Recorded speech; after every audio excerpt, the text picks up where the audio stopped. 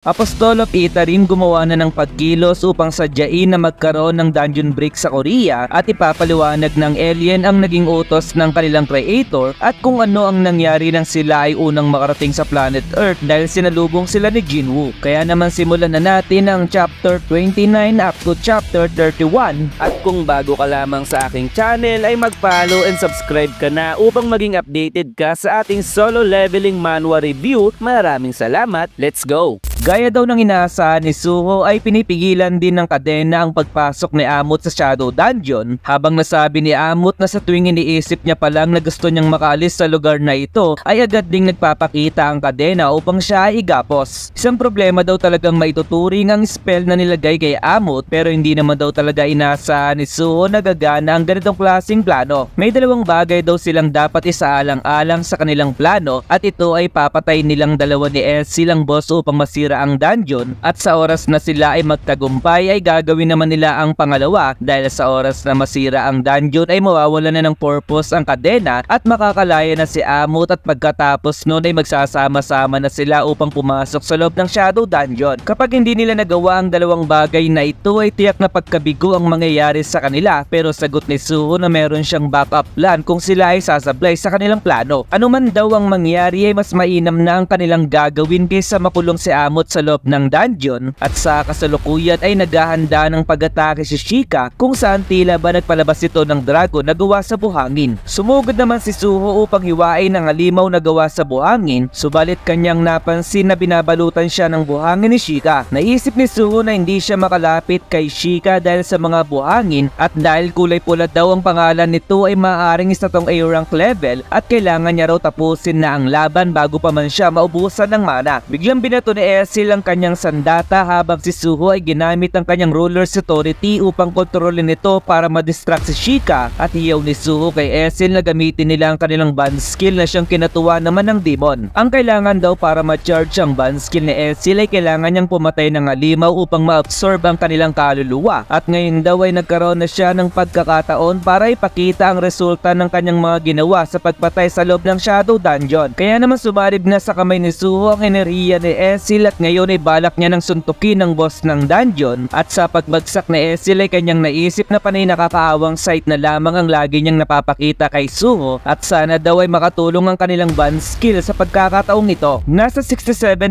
ang charge rate ng Demon Blast at ibibigay daw lahat ni Suho ang lahat sa pag-ataking ito at sa pagtama ng kanyang kabao sa tiyan ni Shika ay nabutas malala talaga ang nangyari sa boss ng dungeon. Naramdaman nila Beru ang pagyanig ng paligid kung saan ang ibig sabihin nito ay natalo nila Suho ang boss ng dungeon kung kaya't ang mga kadena ay nahugot mula sa pader at nalaglag sa sahig. Tawag ni Beru kay Amut ay isang alligator at sumunod daw ito sa kanya papunta kay Suho habang sa isip ni Amut na kung wala na ang kadena ay malaya na siya kay Tarnak pero hanggang ngayon ay hindi niya alam ang dahilan kung bakit ang isang demon na kagaya niya ay pinag-eksperimentohan nila Tarnak. Ang tanging naaalala niya lamang daw ay nakakagalit na memories tungkol sa pagkawasak ng kanyang katawan at paggaling nito sa araw-araw sapagat si Tarnak daw ang sumisira ng kanyang katawan habang ang spellcaster naman ang nagpapagaling dito. Habang tumatagal ang eksperimento ay mas lalong lumalakas ang kanyang katawan subalit hindi kayang tagalan ng kanyang utak ang sakit kung kaya't kinuha niya ang kanyang mata habang unti-unti siyang nagbabago para ma-enjoy niya na ang sakit. Sa panahon ng kanyang pagdurusa ay may isa siyang hiling kung saan ito ang rason ng kanyang pagpapatuloy at ito ay nais muli niyang maramdaman ang napakagandang kalikasan na naramdaman niya noong siya ay bata. Sa kanyang pagsulong ay isang ilaw ang nagpakita sa kanyang likuran at tumusok sa kanya ang isang kadena na kinagulat ni Beru. Lumipad ang dulo ng kadena patungo sa katawan ni Amut kung saan siya ay nagalit muli kay Tarnak at sa spellcaster dahil nais nilang mamatay si Amut kaysa makatakas ito sa kanyang kulungan. Subalit biglang dumating si Suho upang sipain ang kadena pero nagtamo siya ng pinsala dahil sa sobrang tigas ng bakal. Bumalik muli ang bakal para tusukin si Amut at kung ayaw daw pakawalan si Amut ng mga kadena ay mas mainam kung ililipat niya ng lugar ang mga bakal kung saan sa pagpasok ng mga kadena sa Shadow Dungeon ay kumalat ito sa bawat sulok ng lugar. Tanong ni Amut kung bakit daw ito ginagawa ni Suho dahil ganun daw ba siya kahalaga para sa ating bida samantalang sa isip ni Suho na hindi na kayang tagalan ng kanyang buto ang pinsala pero biglang umarang si Amut para i-deflect ang mga bakal. Ngayon daw ay naiintindihan niya na kung bakit natalo ang lahat ng Monarch sa Shadow Monarch at ang kailangan lamang daw nilang gawin ngayon ay lilipat ang mga bakal patungo sa Shadow Dungeon. Tapusin na raw nila ang huli nilang paghihirap, wika niya kay Suho, sapagat ngayon ay de-deflect pa nilang dalawa ang lahat ng natitirang bakal patungo sa gate. Pagkatapos nun ay pinakitang nagkamalay na si Esil kung saan una niyang nakita si Beru at kumusta na daw sila Suho dahil maaaring pinauna siyang ipunta sa Shadow Dungeon upang magpahinga. Sagot ni Beru na tumahimik daw si Esil dahil nagpapahinga daw sila Suho at Amot, kung saan natuwa ito dahil ibig sabihin lamang na sila ay nagtagumpay. Ngayon ay pangatlo na si Amot sa mga descendant na kailangang hanapin ni Suho at nag-level up muli siya sa pagkakataong ito at makakatanggap ng bagong reward. Pinakita naman si Chairman Wu kung saan naisip niya na pagkatapos mawala ni Jinwoo ay nagpakita muli ang mga gate at salamat daw sa kanyang memories sa nakaraang mundo ay mabilis niyang nagawa ang Hunter Association para makagapay sa pagbabago ng mundo. Ang Stardust daw ay hindi nagpakita sa nakaraang mundo kung saan kaya nitong patasin ang mana ng isang nilalang at ayon sa kanilang impormasyon ay si Lee Min-sung ang nagpapakalat nito at tiyak na hindi nito kasabot si Lim Tae-gyu. Hindi niya akalain na magagawa ito ni Lee Min-sung base sa memories niya sa nakaraang mundo at nararamdaman niyang merong ibang nilalang ang nasa likuran nito. Biglang may tumawag sa kanya sa mga oras na to at pinakita dito si Jinho dahil kailangan niya raw ang tulong ng Hunter Association sapagat ang kanyang pamangkin daw ay nakulong sa loob ng dungeon at nagulat si Chairman Wu dahil ang tinutukoy daw ba ni Jinho ay walang iba kundi si Song Suho. Pinakita muli ang eksena sa disyerto kung saan nandito ang Asura Guild at ginising ni Suho si Hunter Ryu dahil na-clear na daw nila ang dungeon. Nagulat si Hunter Ryu dahil sa pagkaka-clear ng dungeon at sa airport ay kanyang sinabi na hindi niya malilimutan ang pagligtas ni Suho sa kanilang buhay habang nagpasalamat naman ng bida sa paghahatid sa kanya. Salamat rin daw sa pag-contact sa kanyang tito Jinho dahil sobra talaga itong nag-aalala dahil ayon sa kanyang tito ay humingi ito ng tulong sa kakilala niya sa Hunter Association at tiyak na bibisita ito sa kanya sa mga susunod na araw. Nagtataka daw si Hunter Ryu dahil tiyak na isang S-rank level ang Demon Monster na kanilang nakita pero bigla na lamang itong umatras ayon kay Suho, pero sa isip ng bida na hindi niya pwedeng sabihin ang totoong nangyari kay Amot. Sa loob ng Shadow Dungeon ay nasabi ni Suho na hindi nila matanggal ang kadena kung kaya't hindi rin pwedeng umalis si Amot sa loob ng Shadow Dungeon, kaya naman tutuparin pa daw ba nito ang kanyang pangako, pero sagot ni Amot na wag daw mag-alala si Suho dahil ang kanilang napag-usapan ay iaalis siya sa libingan ng bida. Dahil sa kumalat daw ang mga bakal sa iba't ibang parte ng Shadow Dungeon ay mas malawak na ang distance na kanyang pwedeng galawan at mas komportable daw siya ngayon kaysa noong siya ay nasa libingan, habang sa isip ni Suho na nag-iba ang aura ni Amot at bigla siyang binitbit nito patungo sa itaas upang sabihin na kahit konti lamang ay nararamdaman niya ang nature na gusto niyang maramdaman at gaya daw ng kanyang pangako ay susunod siya kay Suho. Maaari daw na ang pagpapakita ng gate sa loob ng Shadow Dungeon ay upang ma-meet niya si Amot, habang sa isip ni Mr. Liu na kaya ni Suho na mag-summon, makipagsanib sa kanyang summon at makipaglaban ng malapitan, pero isa lamang itong birang hunter kung kaya't kailangan niyang kontakin ng kanyang guild para subaybayan ang bida. Wika ni Beru na matagal na noong huli siyang makasakay ng eroplano at sagot ni Suho na wala silang magagawa dahil ang gate na nakakonekta sa Korea ay nagsara na, pero nakapag-level up siya ng 7 beses dahil sa pagtalo niya kay Shika. Tanong niya kay Beru kung anong rango na raw siya bilang hunter at sagot ni Beru na ito ay nasa A-rank level na at kung ganun daw pala ang kanilang paghahanda ay malapit nang matapos dahil ito na ang oras para kalabanin niya si Lee Min-sung, ganun na din ang Apostol of Itarim. Pinakita naman ng Chivalry Guild kung saan sila ay natutuwa dahil sa paglago ng kanilang guild dahil isa lamang silang C-rank hunter guild noon, pero nagkaroon na sila ng permit para pasukin ng B-rank dungeon at mas malaki na din daw ang kanilang office na tinutuluyan. Ang lahat ng ito ay pasasalamat sa Stardust dahil halos sila ay isang C-rank hunter lamang, pero nagawa daw nila ngayon na pumasok sa B-rank gate at mas madali na itong matagpuan sa market kung saan mas mura na din ito. Wika ni Hunter Kim na may nararamdaman siyang kakaiba sa Stardust, pero nagalit ang kanyang mga kasama dahil hindi daw nito alam ang pakiramdam nila dahil isa itong birang hunter sa simula pa lamang, pero sagot ni Hunter Kim na narinig niyang gumawa ng batas sa Hunter Association sa paggamit ng Stardust. Tanong nila kung bakit ginawa yun ng Hunter Association dahil wala naman daw side effects ang Stardust at nakakainis daw dahil walang ginagawa para sa kanila ang mga mas mataas. Sagot ni Hunter Kim na wala siyang magagawa kahit magreklamo sila sa kanya at nagtataka sila sa pagdating ng isang bisita kung saan pinakita ang Apostol of Itarim. Tanong ng alien kung ang Chivalry Guild daw ba ang may karapatan sa dungeon na nagpakita sa Incheon at tanong ni Hunter Kim kung ano daw ang ginagawa ng isang bata sa kanilang lugar, pero sagot ng alien na ibigay daw sa kanila ang permit sa gate. Inulit niyang muli ang kanyang sinabi kung saan nagawa ginawa niyang kontrolin ng mga kasama ni Hunter Kim at sinabi ng mga ito na ibibigay nila ang permit habang tanong ni Hunter Kim kung nagbibiro daw pa ang lahat. Bakit daw sila biglang tumayo at nagbigay galang sa bata at wika ng alien na may Hunter pa palang hindi nag-consume ng Stardust at utos niya sa lahat na walang sino man ang didilat o makikinig simula ngayon. Bakit daw sinusunod ng lahat ang bawat sabihin ng bata, tanong ni Hunter Kim at wika ng alien na nais niyang makipag-usap maliban sa bugok na si Lee Min-sung dahil pumunta raw siya sa Earth para tuparin ang gusto ng kanilang creator na makuha ang mundo na walang master. Ano daw ang sinasabi ng bata, tanong ni Hunter Kim at wika muli ng alien na pagkatapos niyang makarating sa Earth ay nagkaroon siya ng katanungan dahil ang mga nilikha ng creator ay mga nilalang na may layunin na gawin ang gusto ng gumawa sa kanila, pero ang mga tao daw dito ay nagkaroon ng sariling desisyon, ngunit ano daw ang sinusunod nilang kahilingan ng gumawa sa kanila? Sinong creator ang tinutukoy ng bata at ibalik daw nito sa dati ang lahat ng kanyang mga kasama at kahit isang bata daw ang nasa kanyang harapan ay hindi niya ito hahayaan na siya ay paglaruan. Wika ng alien na tinutulad daw ba ni Hunter Kim ang kanilang creator sa isang kulto sabay gamit ng kanyang skill na amplify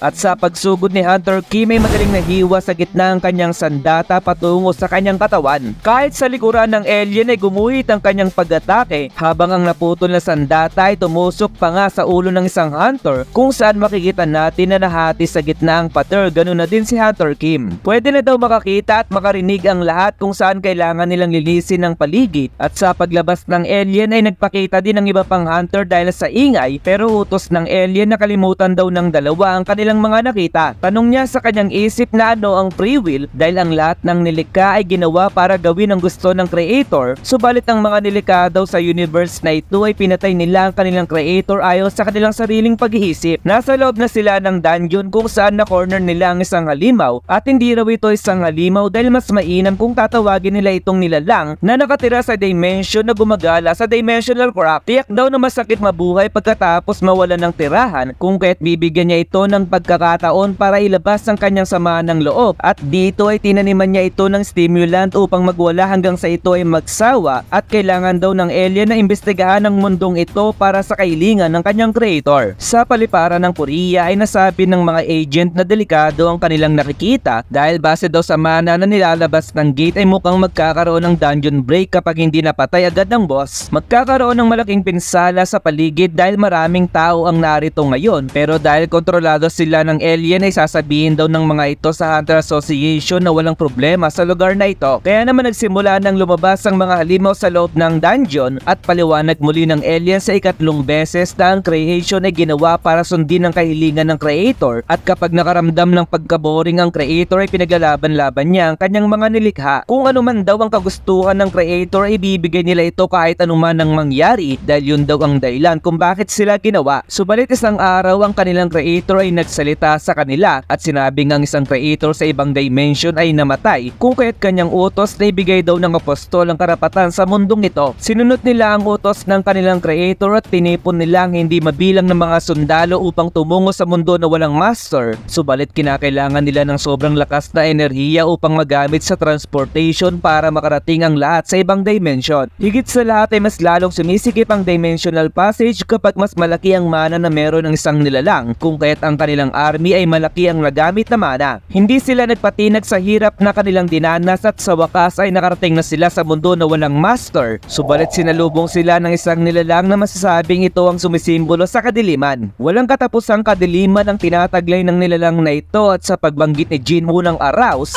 ay binalutan niya ng kadiliman ang buong gate kung saan lumabas ang mga alien at ngayon ay napapalibutan na sila ng kadiliman sa buong paligid. Nagsilabasan ng mga shadow ni Jinwoo sa iba't ibang direction upang sugpuin ang mga nagbabalak sa kupin ng mundo at si Jinwoo kasama ang kanyang mga alagad ang bawat isa ay nagtataglay ng sobrang lakas na kapangyarihan. Hindi lang daw basta lakas ang nakakatakot kay Jinwoo dahil sa tuwing namamatay ang mga sundalo ng kanilang Panginoon, ang dati nilang kakampi ay nagiging kalaban dahil sa kapangyarihan ng darkness. Sa pagpapatuloy ng kanilang laban ay mas lumalaki ang kanilang pinsala, subalit ang kapangyarihan ni Jinwoo ay mas lumalakas habang tumatagal ang laban at dahil nasa alanganing sitwasyon sila, ang laban na nagsimula sa Earth ay nagpatuloy sa labas ng dimension. Dahil sa kabiguan ng mga alien na matalo si Jinwoo ay nagmungkahi ang isang apostol na nagangalang Tiel sapagkat ito daw ang pagkakataon nila para sakupin ng Earth. Bagkus na mahirap man sa kanila ang pagpunta sa Earth ay ganun din naman daw ang sitwasyon ni Jinwoo at hindi siya makakaramdam ng mana sa planet Earth kung kaya't magagawa nilang sakupin ito mula sa loob kung gagamit sila ng Mistburn. Ang mga Mistburn daw ang pinakamahinang believers na naniniwala sa kanilang Panginoon at kahit wala daw ito sa tamang pag-iisip, ang apoy na kanilang dala ay malaki ang pinsala na magagawa para sa mga normal na tao. Naniniwala ang Army of God o ang mga alien na kapag napakalat nila ang kanilang paniniwala sa Earth at dumami ang mga believers ay magagawa nilang makapagpatayo ng sanctuary or makagawa ng himala kung kaya't pumayag ang ibang apostol sa mungkahi ni TL. Ginamit agad ni TL ang kanyang ability at hinati-hati ang kanyang kapangyarihan sa 5 piraso at ang pinakamahinang fragment ay dinala ang mga Mistburn patungo sa planet Earth. Gaya daw ng kanilang plano ay hindi na-detect ni Jinwoo ang pinakamahinang fragment at matagumpay na nakarating sa mundo ng bida, subalit ang unang fragment ay nakaranas ng hindi inaasahang pangyayari dahil ang mga tao sa Earth na dapat ay walang mana ay nakakagamit na ngayon ng mana. Narealize ng unang fragment na sumibol ang mana sa mundong ito kasabay ng tinatawag ng mga tao na pinakamalaking delubyo kung kaya't naghintay ang unang fragment sa pagdating ng ibang fragment at matagumpay na sumanib si second fragment. Hindi inaasahan ng alien ng mga nangyari at dapat daw ay wala nang magiging hadlang sa kanilang plano ngayon at kailangan niyang maintindihan ng mga tao lalo na ang mga nagtataglay ng mana na tinatawag ng mga hunter upang makumpleto niya ang kanyang misyon bilang piraso ni TL. Nagmadaling tumakbo ang mga tao dahil sa pagsabog sapagkat nagpakita na dito ang mga goblin at iba pang mga halimaw sapagkat para sa akin ay manyakol na manyakol talaga ang kanilang itsura. Tawagan daw agad nila ang Hunter Association dahil nagkaroon ng dungeon break sa lugar habang sa isip ng alien na siguradong magpapakita ang isang high-ranking hunter dahil nais niyang makita kung gaano kalakas ang isang S-rank hunter. Dumating ang mga hunter na malapit sa paliparan habang nakita ng alien na nag-take ang mga ito ng star powder kung saan ang star powder pala ay nagmula sa tinunaw na paniniwala ng Mistburn pero usually ay wala naman daw talaga itong epekto sa tao ngunit gamit ang ability ni TL na amplify ay magagawa niya itong kontrolin. Utos ng alien na sagabal daw ang mga hunter kung kaya't umalis ito agad sa lugar habang ang isang goblin ay tinusok ang babae at sa pagbagsak niya sa semento ay nangihingi pa ito ng tulong sa alien. Ang mga nilikha daw ay para pagsilbihan ng Panginoon ng kulit ng alien paulit-ulit kung kaya't naniniwala siya na ang tanging layunin lamang ng isang nilalang ay para tuparin ang kagustuhan ng creator. Pero bakit daw ang mga tao ay may tinatawag na sariling kagustuhan dahil tanging ang creator lamang dapat raw ang nagtataglay nito at maaari daw kaya ng mga tao ay mas mataas pa sa mga creator. Biglang pinakita si Suho kung saan nasabi niya na dungeon break agad ang sasalubong sa kanya pagdating niya ng Korea at nang tatapusin na sana ng isang halimaw ang isang tao ay bigla niya itong tinuhot sabay sabing pipigilan niya ang mga halimaw kung kahit magmadali na itong tumakbo. Napatingin ang alien sa pakikipaglabang ginagawa ni Suho at naalala ang sinabi ni Lee Min-sung na nakasuot ng maskarang itim ang salarin dahil ito daw pala ang taong kumakalaban sa kanila.